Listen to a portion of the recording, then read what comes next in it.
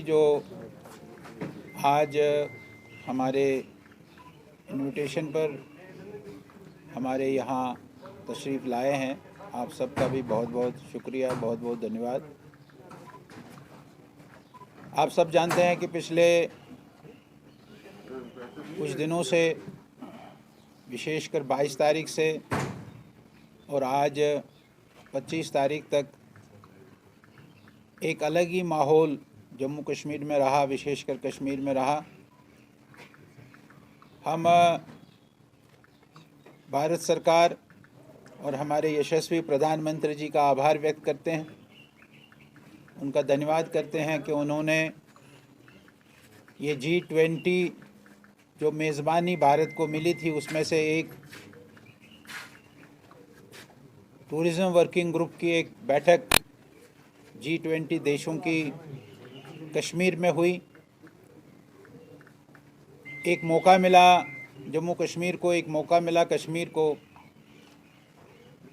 अपनी टूरिज़्म को दिखाने के लिए, दुनिया को दिखाने के लिए, इन G20 देशों को दिखाने के लिए। इसके कारण जो है ग्लोबल एक्सपोजर मिला हमारे टूरिज़्म को, ऐसा मौका मिला हमको, उसके लिए हम प्रधानमंत्री के धन्यवादी हैं। और साथ में LG एडमिनिस्ट्रेशन ने भी जिस प्रकार से इसका आयोजन किया, जिस प्रकार से बड़ा साफ सुथरा और अच्छी प्रकार से ये कार्यक्रम पिछले 3 दिनों में 22 तारीख से लेकर और आज 25 तारीख तक ये जो कार्यक्रम हुआ, उसके लिए हम LG एडमिनिस्ट्रेशन का भी बड़ा धन्यवाद करते हैं, उनका बड़ा साधुवाद देते हैं कि उन्होंने भी इस कार्यक्रम को और सारी एडमिनिस्ट्रेशन ने इस कार्यक्रम को बड़ी अच्छी तरीके से निभाया है। ये बहुत बड़ी बात है। देखिए, इस कार्यक्रम के माध्यम से एक टूरिज़्म को जितना बूस्ट मिला है, जहाँ तक टूरिज़्म की बात है, इतना ही नहीं है तो इन्वेस्टर्स की बात है। इन्वेस्टर्स के साथ साथ जो ट्रैवल एजेंट्स होते हैं, उनकी बात हम करते हैं तो उनकी बात है। ऐसे अनेकों अनेक लोग इसके साथ जुड़े रहे। केवल टूरिज़्म नहीं, इन्वेस्टर्स भी, ग्लोबल इन्वेस्टर्स की बात भी वहाँ चली। जो ट्रैवल एजेंट्स है, वो बात भी वहाँ चली। ये बहुत बड़ी बात इस आयोजन के कारण हुई है। एक बहुत बड़ी बात जो हुई है कि हम कश्मीर की खूबसूरती, कश्मीर की डाइवर्सिटी, कश्मीर में जो कल्चर है, उस कल्चर का, कश्मीर में जो हमारे हैंडीक्राफ्ट्स है, कश्मीर में जो यहाँ दस्तकारी है, उस सारे का भी हम ग्लोबल दिखा सके, ये भी एक बहुत बड़ी बात है। ये एक ग्लोबल हमने अपने कश्मीर के सभी चीज़ों को किया है, यहाँ की ब्यूटी को किया, यहाँ की सीनरी को किया, यहाँ के ट्रेड को किया, यहाँ के दस्तकारी को किया, यहाँ के कल्चर को किया। और जिस प्रकार से हमने देखा कि जो फॉरेन डेलीगेट्स भी इंटरव्यू दे रहे थे कि यहाँ की हॉस्पिटैलिटी कश्मीर के लोगों की, एडमिनिस्ट्रेशन की तो है ही है, उन्होंने तो करना ही था, लेकिन कश्मीर के लोगों ने भी जिस प्रकार से उनको हॉस्पिटैलिटी दी, और उसका भी बहुत बड़ा उन पर एक असर गया है। और अगर कुछ रेस्ट्रिक्शंस कुछ मुल्कों ने रखी थी, वो भी हमको ऐसा लगता है कि वो सब हट जाएगी। और अधिक संख्या में यहाँ जो फॉरेन टूरिस्ट है, डोमेस्टिक टूरिस्ट तो आता ही आता है, लेकिन फॉरेन टूरिस्ट भी अधिक मात्रा में यहाँ आएगा, ये भी बहुत बड़ी बात है। एक बात मैं जिसकी ओर आपको और मैं कहना चाहूँगा कि वो आर्टिकल 370 हटने के बाद जम्मू कश्मीर में और कश्मीर में क्या चेंज है, सिक्योरिटी के मुतालिक क्या चेंज है, ये भी हम सारे विश्व को, सारे दुनिया को, इंफ्रास्ट्रक्चर में क्या चेंज है। कल वो जब पोलो व्यू में गए, वहाँ उनको बड़ा अच्छा लगा और उन्होंने वहाँ खरीदारी भी की। उन्होंने वहाँ अधिक समय गुजारने की बात की। कोई एक बहन जी का पता नहीं लग रहा वो कहाँ गई। बाद में जब खोजा तो पता लगा कि वो किसी शॉल के दुकान में बैठी है, शॉल खरीद रही है। तो इस प्रकार से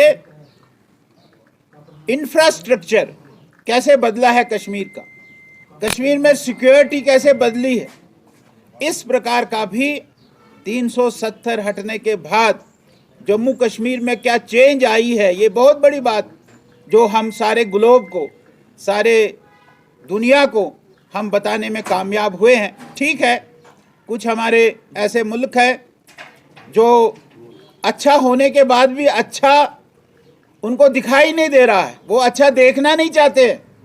उनकी अपनी सोच हो सकती है, लेकिन बाकी जो सारे मुल्क थे जो यहाँ आए थे, उनके माध्यम से पूरे ग्लोब में, पूरे दुनिया में एक पिक्चर गई है कि आर्टिकल 370 के हटने के बाद कितना बड़ा बदलाव कश्मीर में आया है।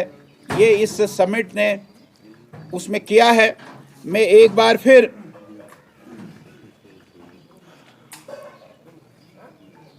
हमारे जम्मू कश्मीर एडमिनिस्ट्रेशन का और प्रधानमंत्री और भारत सरकार का एक बार फिर कि उन्होंने इस समिट को कश्मीर में रखा और हमको ये मौका दिया है।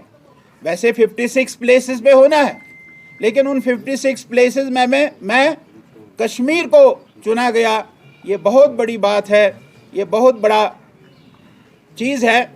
सारे देश भर के जो ग्लोबल लीडर्स हैं, वो सारे देश भर के ग्लोबल लीडर्स इकट्ठे हुए, उन्होंने यहाँ इंटरेक्ट किया है। शायद हमको ये नहीं मालूम होगा कि उन्होंने इंटरेक्ट किया यहाँ इंडस्ट्री के लोगों से, यहाँ ट्रेडर से उन्होंने इंटरेक्ट किया, यहाँ के बिजनेस कम्युनिटी से उन्होंने इंटरेक्ट किया है, और यहाँ के जो सोसाइटी है कश्मीर की, उस कश्मीर की सोसाइटी से भी उन्होंने इंटरेक्ट किया है। हमारे लोगों को भी अपनी बात रखने में, अपनी बात वहाँ पहुँचाने में एक ये मौका मिला है। इस प्रकार का ये समिट जो हुआ है, मैं फिर से एक बार केंद्र सरकार का भी और जम्मू कश्मीर एडमिनिस्ट्रेशन का भी पार्टी की ओर से एक धन्यवाद करना चाहता हूं कि हमको मौका मिला और इसको हमारी एडमिनिस्ट्रेशन ने बहुत अच्छे तरीके से संपन्न किया। ये बहुत लगे हैं उनको अब मुस्तकिल नहीं किया जाएगा, यानी कि परमानेंट नहीं किया जाएगा। जबकि बीजेपी ने पास्ट में कहीं एक ऐसे स्टेटमेंट्स दिए कि जितने भी कैजुअल लेबर्स हैं उनको जो है परमानेंट किया जाएगा। इस स्टेटमेंट को आप कैसे देखते हैं? नंबर एक। नंबर दो, जो भी आपने कहा कि 3 मुल्कों ने भी बाइकआउट किया है, तो उस पर क्या फॉरेन पॉलिसी पर असर पड़ सकता है? नहीं, ये जो डेली वेजर्स वाला विषय है, देखिए डेली वेजर्स वाले विषय पर हमारी एडमिनिस्ट्रेशन काफ़ी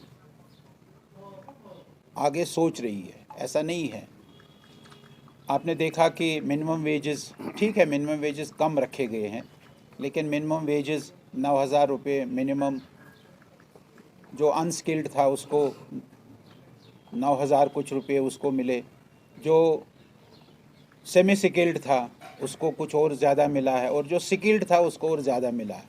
यानी आज कोई भी डेली वेजर, ठीक है ये जो कुछ डेली वेजर जो डेली वेजर रजिस्टर पर कहीं एडमिट ही नहीं थे, हॉस्पिटल डेवलपमेंट फंड में लगे हुए थे।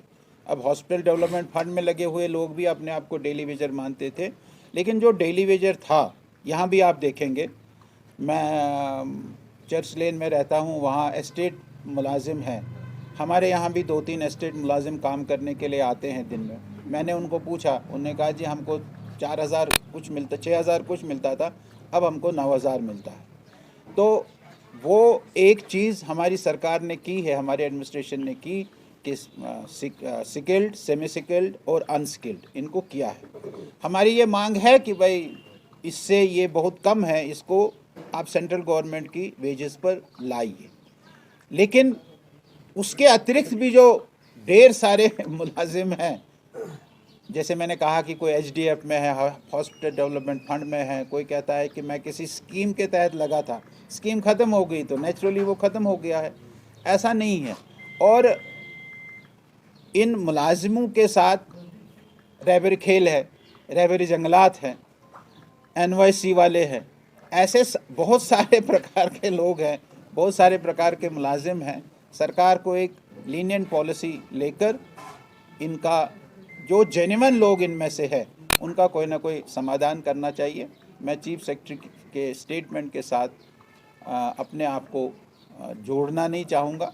उनका अपना सोच है, वो बड़े आदमी हैं, हमारे स्टेट चलाते हैं, उन्होंने किस अंदाज में इस बात को कहा है, लेकिन हम बार बार इसी उम्मीद के साथ ये जो हमारे लोग हैं, हमारे नौजवान लोग हैं, इनको हम विश्वास दिलाते हैं, भरोसा दिलाते हैं कि आपके साथ न्याय होगा, अन्याय नहीं।